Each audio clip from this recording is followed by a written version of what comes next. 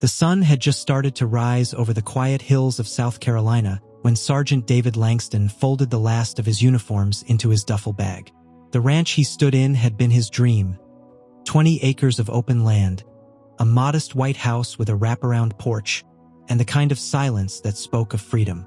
For a black man who had grown up in the shadow of broken promises and small-town prejudice, that ranch was more than property.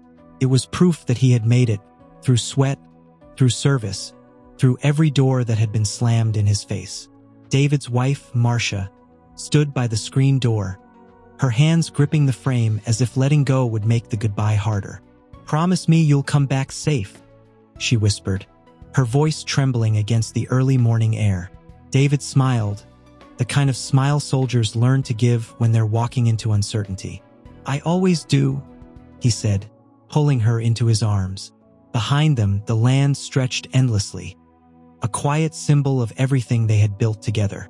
When David left for deployment, the community waved him off with polite smiles that didn't quite reach their eyes. Silver Ridge Estates was an HOA community. Manicured lawns, matching mailboxes, and unspoken rules about who truly belonged. David had known it from the beginning. When he bought the land, the Homeowners Association had made it clear they didn't see many like him around, but he had brushed it off, believing that time and quiet respect could change minds. He paid his dues, kept his property pristine, and stayed out of trouble. What he didn't know was that his absence would become their opportunity. 6 months into his deployment overseas, a letter arrived at the HOA office. It was a routine notice, grass trimming, maintenance schedules, the usual bureaucratic noise.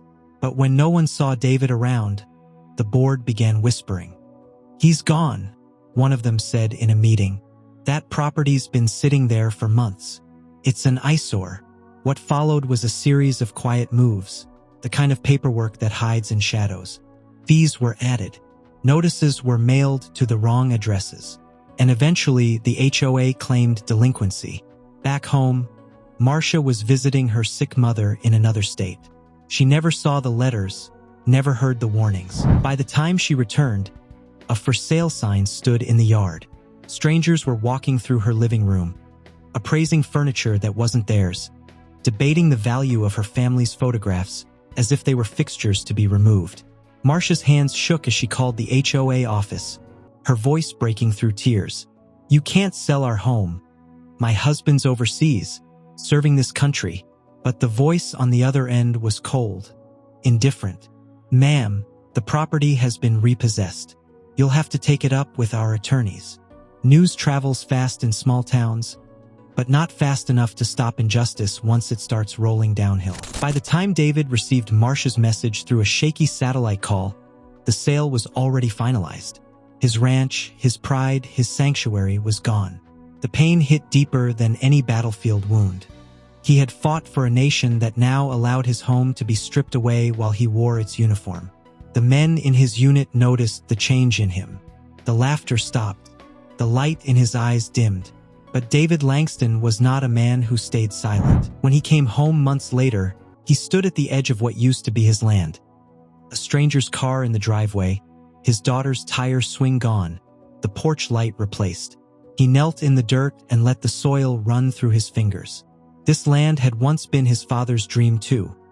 A black man owning land without owing anyone his dignity. He felt that dream crumble, replaced by a hollow ache of betrayal. The HOA's lawyer sent him a letter warning against trespassing. It was written in the language of power, legal precision designed to suffocate the powerless. But David had one thing they didn't count on: the army. When the story reached his commanding officer, outrage followed like wildfire. Soldiers talk, and soon the entire base knew what had happened. A black soldier's home sold out from under him while he served his country. It was a story too cruel to ignore. Calls were made, documents were reviewed, and when the Army's legal division got involved, the HOA's confidence began to shake. The Service Members Civil Relief Act, a federal law protecting deployed soldiers from exactly this kind of exploitation, was clear. What the HOA had done wasn't just unethical, it was illegal. David sat in the small conference room of the base legal office, his uniform pressed, his posture straight but weary. Across the table sat two Army attorneys. One a young black captain who looked at him with something between admiration and outrage. "Sergeant Langston," she said, "we're going to make this right." For the first time in months, David felt the faint pulse of hope. But hope alone wouldn't bring back his land. He wanted accountability. He wanted them to feel what they had taken. The investigation unfolded quietly but relentlessly. Every letter, every false claim, every misdirected notice, the Army traced it all. The HOA board members who had whispered in back rooms now found themselves facing federal inquiry. The same neighbors who had looked past Marcia at the grocery store were now looking at her with fear. The story began to reach beyond the town, first through local media, then across the country. HOA sells soldiers home while he's deployed. The headline ignited outrage. David stood before cameras reluctantly, his voice steady but raw. "I didn't serve this country to come home and find my family's home stolen," he said. "If my uniform means anything, it should mean protection, not exploitation." The words struck a chord. Behind closed doors, pressure mounted. The Army, determined to send a message, filed an injunction. The sale was voided, but that wasn't enough. When the full scope of discrimination and manipulation came to light, the Army took a rare and symbolic step, one that would echo far beyond Silver Ridge Estates. They didn't just restore David's land. They forced the HOA to relinquish every single property in the development tied to the fraudulent scheme. By the time the judgment came down, silence had fallen over Silver Ridge. Neighbors who once boasted about community standards now faced the reality of their prejudice being laid bare. David returned to his porch, his uniform still creased from the morning ceremony, and looked out over the field that was his once again. But victory didn't feel like revenge. It felt like restoration. The days that followed the ruling were quiet, almost eerily so. The same streets that once hummed with the rhythm of clipped hedges and morning joggers now stood still under the weight of accountability. Silver Ridge Estates had become a ghost of its former self. The HOA board had resigned one by one, their names stripped from the glossy sign that once read, "A Community of Excellence." The irony wasn't lost on anyone. For David, the victory was never about punishment. It was about principle. He hadn't asked to become a symbol, hadn't asked for the media attention or the flood of messages from across the country. But every headline, every story, every conversation that began with his name became something bigger, a mirror reflecting the quiet injustices so many had endured without a voice. The morning after the legal decision, David stood in the middle of his land. The grass was overgrown, the barn roof sagged a little, and the fence leaned tiredly against the wind. But it was his again. He knelt, pressing his hand against the soil, feeling its quiet pulse, the same earth his father once dreamed of owning but never could. The wind carried the faint sound of an American flag flapping on a nearby pole. For the first time in a long while, it didn't sound like a symbol of someone else's freedom. It sounded like his. Marcia came out onto the porch, their daughter Mia clinging to her leg. The little girl had grown during his deployment, her curls longer, her voice bolder. "Daddy?" she said, running into his arms. "Are we home again?" He held her close, his eyes glistening. "Yeah, baby," he said softly. "We're home for good." In town, conversations began to shift. Some neighbors who had stayed silent during his struggle now approached him with quiet apologies. Others still avoided him, their pride too thick to bend. But for every closed door, a dozen new ones opened. Churches invited him to speak. Veterans reached out to thank him. Families from across the state wrote letters about their own battles against HOAs and discrimination. What David didn't know was that the Army's action had set off a chain reaction far beyond Silver Ridge. Lawmakers began revisiting the protections afforded to service members. National news outlets covered the story as an example of resilience and justice. For many, it became a conversation about race, equity, and the price of silence in communities built on exclusion. One afternoon, David was invited to speak at a military ceremony honoring service members who had faced discrimination at home. Standing at the podium in full dress uniform, his medals glinting under the stage lights, he took a breath and looked out at the faces before him, black, white, brown, Men and women who had all raised the same flag, saluted the same oath. When I joined the army, he began, his voice steady, I believed in the idea that serving this country meant being part of something bigger, something fair. But fairness isn't something that happens on its own. It has to be demanded. It has to be fought for, not with anger, but with truth.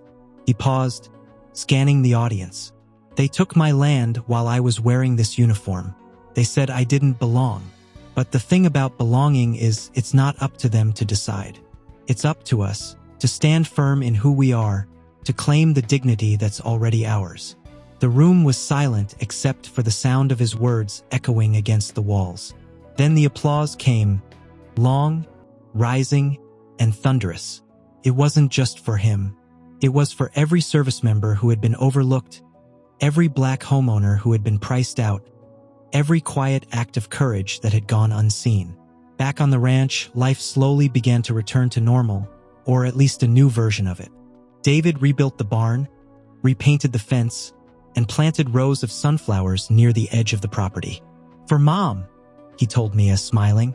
The land looked alive again, bathed in the same golden light that had once filled their mornings before everything changed. Neighbors began to drive by more often now, not out of curiosity but respect. Some offered to help with repairs. Others simply waved. It wasn't forgiveness David sought, but understanding. And in small, hesitant gestures, it began to bloom. One afternoon, as he sat on the porch with Marcia, a black sedan pulled up to the gate. A woman in her 50s stepped out, dressed in a plain suit, holding a folder. Mr. Langston? She asked. I'm with the Department of Veterans Affairs. We wanted to visit personally to thank you. What you did here. It reminded a lot of people that service doesn't end when you come home. David nodded quietly. Service, he said, isn't just wearing the uniform. It's living by what it stands for, even when no one's watching. The woman smiled. And you did that. The army didn't just take back houses, Sergeant Langston. It took back its honor. Those words stayed with him long after she left. In the months that followed, David's story became more than a headline. It became a lesson. Taught in legal circles, discussed in classrooms, whispered in church halls. His name became synonymous with quiet strength, the kind that doesn't roar but resonates. When the first snowfall of the year covered the ranch in white, David walked out with his daughter, watching her spin in circles, laughing. The land looked peaceful again, as if all the noise, the lawsuits, the pain had finally settled into something pure. Marcia joined them, wrapping her arms around him. You know, she said softly, you could have left all this behind. We could have started over somewhere else. David looked out at the horizon, at the home that nearly slipped through his fingers. If I walked away, he said, then they'd win twice. Once when they took it, and again when I gave it up. He smiled faintly, feeling the cold air fill his lungs. No, this land isn't just mine anymore. It's every soldier who ever came home to less than they left. It's every black man who's been told he doesn't belong in the house he worked for. It's every family who's been made to feel small. This, he said, spreading his arms toward the fields, this is for them. And as the sun broke through the gray clouds, light spilling over the fields of snow and the steady silhouette of a man who refused to bend, it was clear justice hadn't just been served. It had been reclaimed, because sometimes the most powerful form of resistance isn't in anger or vengeance. It's in the quiet act of standing your ground and never letting anyone write your story for you. If this story moved you, take a moment to honor the courage it represents. Stories like David Langston's remind us that justice isn't given, it's claimed through dignity, truth, and perseverance. Subscribe to our channel for more powerful real-life stories that celebrate strength, identity, and resilience within the Black community. Like this video if you believe that every act of courage, no matter how small, deserves to be heard. Share this story to remind others that silence only serves the powerful, but truth serves us all. Because every voice matters, and together we rise. As the sun dipped low behind the hills, David whispered to himself, "They took my home while I served this country, but the truth brought it all back."